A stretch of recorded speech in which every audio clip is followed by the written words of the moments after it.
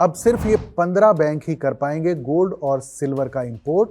सरकार ने दी परमिशन। बंदरगाहों पर अटका हुआ था कई टन सोना चांदी।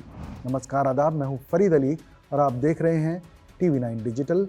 केंद्र सरकार ने state Bank of India, axis bank, HDFC bank और बैंक ऑफ इंडिया समेत 15 बड़े बैंकों को 1 अप्रैल 2026 से 31 मार्च 2029 तक सोना और चांदी आयात करने की अनुमति दे दी है।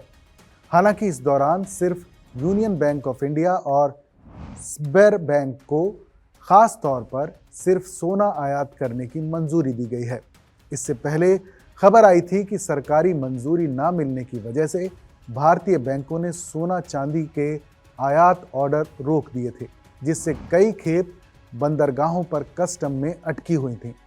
इस खबर के बाद ज्वेलरी कंपनियों जैसे कल्याण ज्वेलर्स और टाइटन कंपनी के शेयरों में गिरावट आई थी। कल्याण ज्वेलर्स का शेयर करीब 6% गिरकर 415 रुपए पर आ गया, जबकि टाइटन करीब 3% टूटकर 4,330 रुपए पर पहुंच गया।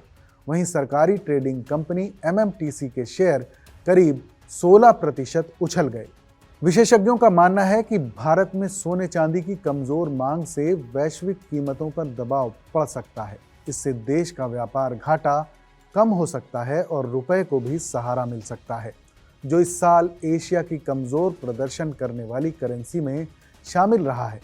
वर्ल्ड गोल्ड काउंसिल के मुताबिक 2025 में भारत की सोने की मांग घटकर 710.9 टन रह गई, जो पिछले 5 साल का सबसे निचला स्तर है।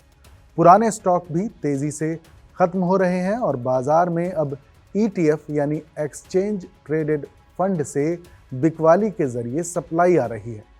जानकारों के मुताबिक ईरान से जुड़े तनाव के कारण तेल, गैस और उर्वरक महंगे हो रहे हैं, जिससे भारत का आयात बिल बढ़ सकता है।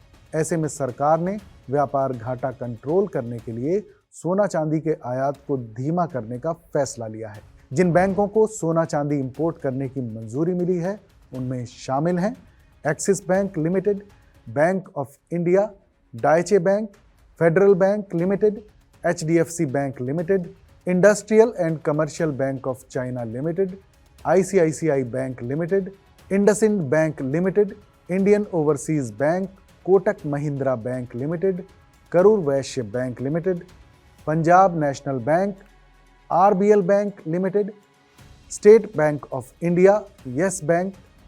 तो ये है उन बैंकों की लिस्ट जिन्हें सोना और चांदी इंपोर्ट करने की अनुमति सरकार से मिली है।